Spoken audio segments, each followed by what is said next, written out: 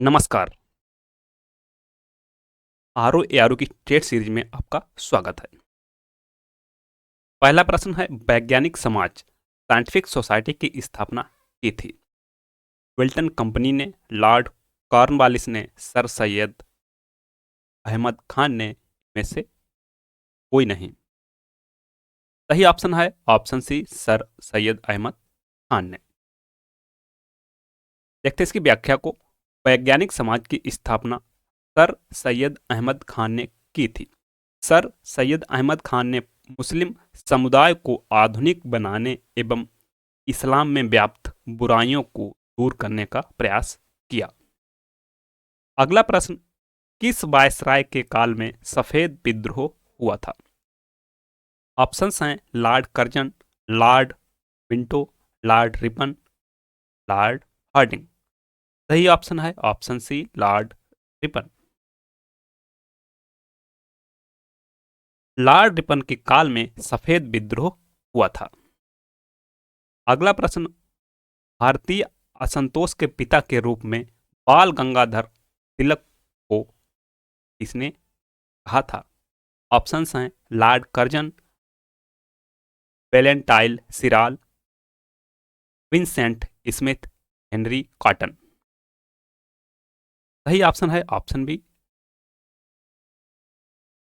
Valentine Chirol. Valentine Chirol ने बाल गंगाधर तिलक को भारतीय असंतोष के पिता कहा था। प्रश्न नंबर 4, सुभाष चंद्र बोस के पूर्व आईएनए का कमांडर कौन था? ऑप्शंस हैं Gyani Pritam Singh, Captain Mohan Singh, Major Fujiwara, Captain Surajmal. सही ऑप्शन है option B, Captain Mohan Singh. Subhash Chandra Bose के पूर्व आईएनए का कमांडर कैप्टन मोहन सिंह थे। प्रश्न नंबर 5, सहायक संधि व्यवस्था को स्वीकार करने वाले प्रथम भारतीय देशी शासक कौन थे? ऑप्शंस हैं ग्वालियर के सिंधिया, हैदराबाद के निजाम, पंजाब के दलीप सिंह, बड़ौदा के गायकवाड़। सही ऑप्शन है ऑप्शन बी, हैदराबाद के निजाम। सहायक संधि व्यवस्था को स्वीकार करने वाले प्रथम भारतीय देशी शासक हैदराबाद के निजाम थे। लॉर्ड बेलेजली ने सहायक संधि की पद्धति को शुरू किया था। प्रश्न नंबर 6, निम्नलिखित में से इस मुगल बादशाह ने राजा राममोहन राय को दूत बनाकर लंदन भेजा था? ऑप्शंस हैं आलमगीर द्वितीय, शाह आलम द्वितीय, अकबर द्वितीय, बहादुर शाह द्वितीय। सही ऑप्शन है ऑप्शन सी, अकबर द्वितीय। अकबर द्वितीय ने राजा राममोहन राय को दूत बनाकर भेजा था। शाह आलम सेकेंड का पुत्र अकबर सेकेंड अपने पिता की मृत्यु के बाद मुगल शासक बना। प्रश्न नंबर 7, राजपूताना मध्य भारत सभा का प्रथम अधिवेशन सन 1919 में कहाँ हुआ था? ऑप्शंस हैं दिल्ली, बम्बई, अजमेर, उदयपुर। सही ऑप्शन है ऑप्शन ए, दिल्ली। राजपूताना मध्य भारत सभा का प्रथम अधिवेशन सन 1918 ईस्वी में दिल्ली के चांदनी चौक में अवस्थित मारवाड़ी लाइब्रेरी में हुआ था। इसका दूसरा अधिवेशन अमृतसर में 1919 में आयोजित हुआ था। अगला प्रश्न, ब्रह्म समाज, रामकृष्ण मिशन और आर्य समाज में क्या समानता थी? ऑप्शंस हैं तीनों ही राजनैतिक उद्देश्यों के लिए नहीं बने, लेकिन तीनों ने ही देशभक्ति की भावना के विकास में सहायता दी। तीनों ही संगठन का प्रादुर्भाव बंगाल में हुआ। तीनों ही संगठनों के संस्थापकों की शिक्षा इंग्लैंड में हुई। तीनों ही संगठनों के संस्थापकों ने राजनीति में सक्रिय भाग लिया। सही ऑप्शन है ऑप्शन ए, तीनों ही राजनैतिक उद्देश्यों के लिए नहीं बने, लेकिन तीनों ने ही देशभक्ति की भावना के विकास में सहायता दी। व्याख्या देखते हैं इसकी। ब्रह्म समाज, रामकृष्ण मिशन और आर्य समाज तीनों ही संगठन समाज सुधार, शिक्षा के विकास और देशभक्ति की भावना के विकास में सहायक थे। ब्रह्म समाज के संस्थापक राजा राम मोहन राय जहां अंग्रेजी शिक्षा को बढ़ावा देने पर जोर देते थे, वहीं आर्य समाज वैदिक शिक्षा पर जोर देता था। रामकृष्ण मिशन के संस्थापक स्वामी विवेकानंद ने शिकागो धर्म सम्मेलन 1893 ईस्वी में